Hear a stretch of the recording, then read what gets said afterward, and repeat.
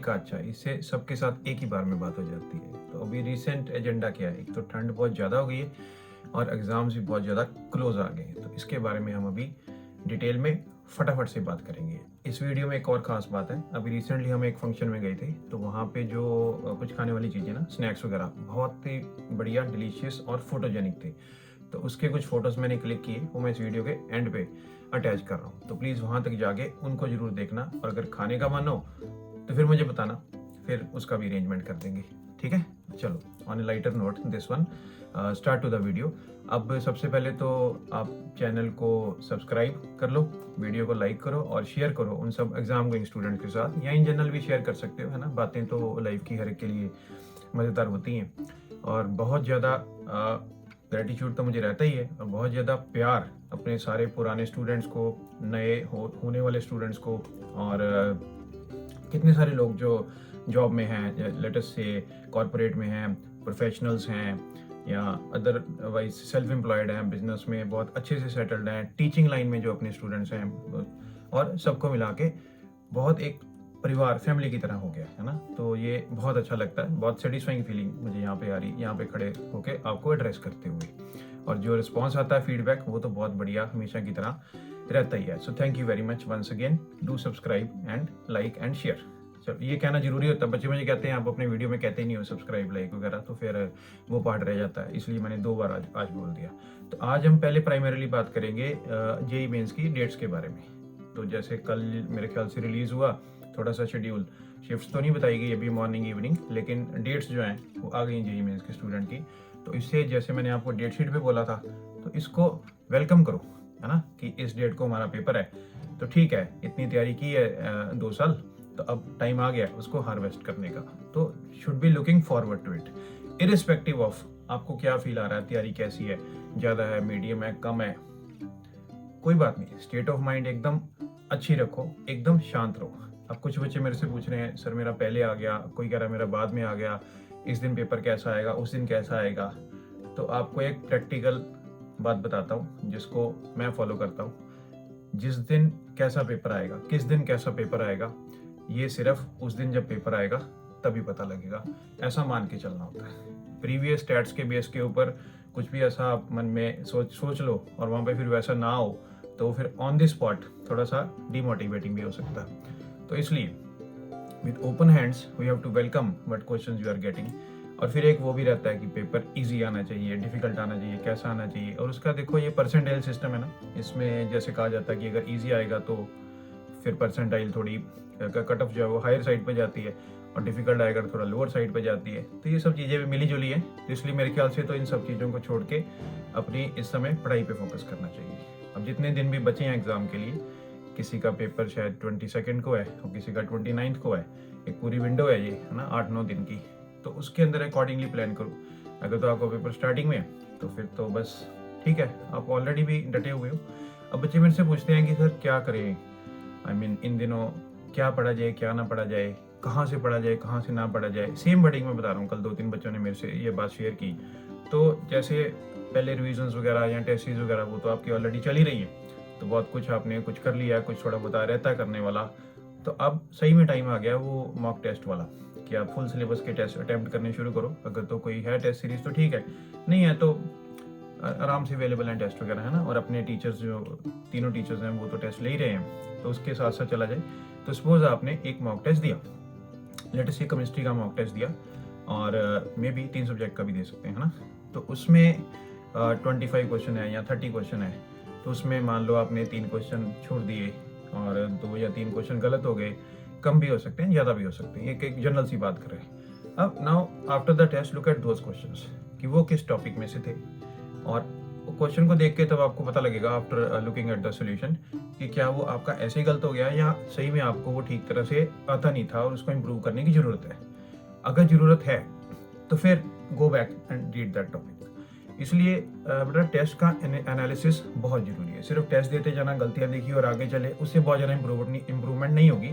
तो ज़रूरी ये है कि जो क्वेश्चन गलत हुआ उसको देख के उसके अकॉर्डिंगली फिर थोड़ा सा उसको रीइंफोर्स कर दिया जाए, इसे कहते हैं सब्जेक्ट को रिपेयर वर्क या पैच वर्क कर लिया जाए। मान लो आपने आज कोई केमिस्ट्री का टेस्ट दिया और उसमें कुछ ह्यूमन पर्पल का क्वेश्चन आ गया और जिसके बारे में आपको शायद नहीं पता, तो you should go back and study करना चाहिए टॉपिक, वो जो टेस्ट हैं प्रैक्टिकल केमिस्ट्री में कार्बोहाइड्रेट्स के, प्रोटीन्स के, उसमें ये टॉपिक आ जाएगा, तो सारे टेस्ट रिवाइज कर लो। अब मान लो कोई आपको क्वेश्चन आ गया जिसमें आपको डिस्टिंग्विश करने को कहा गया एसीटोन में, बेंजल्डिहाइड में या ऐसे किसी और कंपाउंड में, और थोड़ी सी आपको ऑप्शन में दिक्कत आ गई और गलत हो गया, तो फिर क्या करना है? फिर से प्रैक्टिकल केमिस्ट्री या एल्डिहाइड कीटोन चैप्टर खोल के वो जो सारे टेस्ट हैं, टॉलरेंस, फेलिंग, बेनेडिक्ट और ये आइडोफॉर्म टेस्ट और 2,4 DNP वाला, तो इनको रिवाइज करो, देखो कौन कौन से ग्रुप क्या क्या टेस्ट देते हैं, ताकि ऐसा जब फिर से क्वेश्चन आए तो आपका गलत ना हो। एक और एग्जांपल ले लेते हैं, कुछ एसिटिक एसिड को लिया, मिक्स कर दिया सोडियम हाइड्रोक्साइड के साथ, कुछ उनकी रेशो दी है वॉल्यूम्स वगैरह की और नॉर्मेलिटी वगैरह दी है, तो pH निकालने को कहा गया, तो कन्फ्यूजन हो गई। फिर क्या करना है? बफर टॉपिक पकड़ो, आयनिक इक्विलिब्रियम के नोट्स निकालो, वहाँ से रिवाइज करो, तो दैट विल हैपन। कोई नेम रिएक्शन भूल गया, नेम रिएक्शंस को रिवाइज कर लो। कोई कन्वर्जन बेस्ड क्वेश्चन है वो नहीं आया, एनसीईआरटी की कन्वर्जन रिवाइज कर लो, कन्वर्जन का वीडियो भी अपना पीछे है ना। तो ये एक प्रोग्रेसिव अप्रोच है, इसे धीरे धीरे करके स्टेप अप होता जाएगा। And believe me, rather believe in this also, कि अगर आप इस तरीके से करेंगे तो सेम क्वेश्चन आगे जाके फिर से आएंगे ही, because you have to appear in multiple test. तो फिर वहाँ पे जो उसको ठीक होने की सेटिस्फेक्शन होती है, उससे एक तो मोटिवेशन रहती है, मोरल बढ़ता है, और दूसरा सब्जेक्ट रीइंफोर्स होता है, स्ट्रांग होता है। और इस स्टेज पे कितने मार्क्स आएंगे, क्या परसेंटाइल आएगी, ऐसा क्या हो जाएगा, वैसा क्या हो जाएगा, मैंने आपको हर एक वीडियो में यही कहा, ऐसा कुछ नहीं हो जाएगा। आपका अभी पहला एग्ज़ाम है, अभी स्टार्ट हो रहा है, और ये एग्ज़ाम सीज़न अभी चलेगा। इसके बाद फिर बोर्ड्स के एग्ज़ाम्स आ जाएंगे, बीच में स्कूल के प्रैक्टिकल वगैरह भी हैं, उसके बाद फिर दूसरे एंट्रेंस एग्ज़ाम जिनमें आप अपीयर होगे, और ये सब procedure June and July starting तक चलता है। There are so many exams to appear. और कोई भी कंक्लूजन रादर की इस एग्ज़ाम फॉर्मेट में हम कहाँ तक हैं, वो निकलेगा जब सारे एग्ज़ाम्स ख़त्म हो जाएंगे और उनका रिजल्ट डिक्लेयर हो जाएगा। उसके बाद भी इवन नहीं, because life has so many opportunities. तो अभी चलो वहाँ तक की बात करते हैं। तो मान लो आप 6, 7, 8 एग्जाम्स में अपीयर हो रहे हैं, तो हर एक एग्जाम में एक बहुत ही पॉजिटिव अप्रोच, एक बहुत ही कंसोलिडेटेड माइंड और पीस ऑफ माइंड के साथ अपीयर होना है। ये नहीं सोचना कि ये वाला अच्छा नहीं हुआ था तो मेरा उसमें क्या बनेगा, ऐसी बातें बिल्कुल ना करनी है, ना सोचनी है, ना अपने ऊपर उनको हावी होने देना है। हावी कौन हो? बस आपकी डिटर्मिनेशन, आपके ड्रीम्स और आपका वो जो जज्बा रहता है उनको अचीव करने का। ये बातें मैं बार बार कहता हूँ, क्लास में भी जो अलग से मिलने आते हैं उनको भी, पेरेंट्स के थ्रू भी कन्वे करता हूँ, और ये वीडियो बनाने का मेन पर्पस भी वही है कि this is the first paper.